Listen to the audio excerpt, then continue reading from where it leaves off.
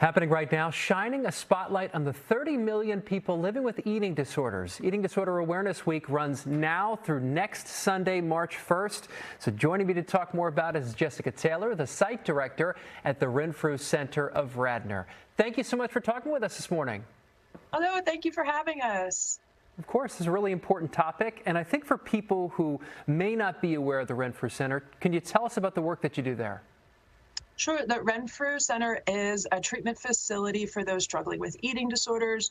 We treat anorexia, bulimia, binge eating, OSFED, ARFID, other various eating disorders in either our residential or our non-res placements. And we're local here to the Philadelphia area, tried and true, and we're the only family-owned company that treats eating disorders in the country.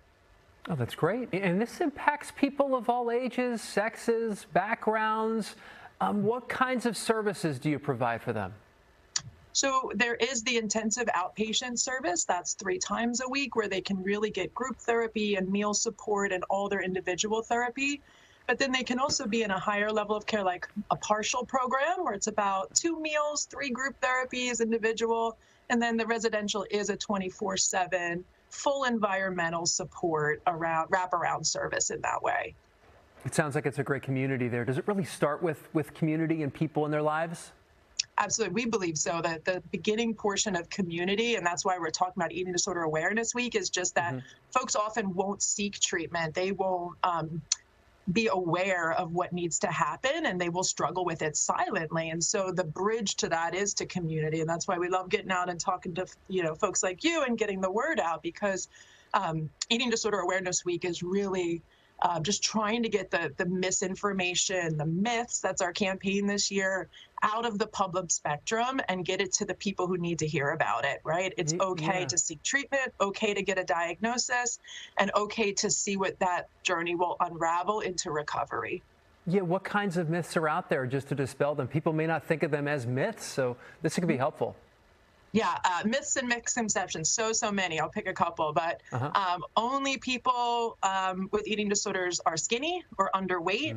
You have to be underweight to get treatment, that they're not sick enough, that hasn't progressed far enough, that people who have eating disorders look a certain way or a certain gender, a certain shape, a certain color.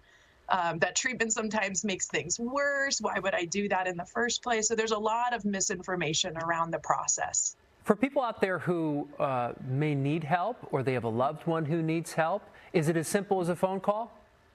Absolutely, and so many supports are available. There are support groups just for folks who are supporting folks and loved ones with eating disorders. There's specific planning for the BIPOC community, for adults with eating disorders. There's treatment planning in either regards. We have a lot of live and on-demand events this week. NIDA is supporting a lot of demands and workshops. So it is as simple as that first step.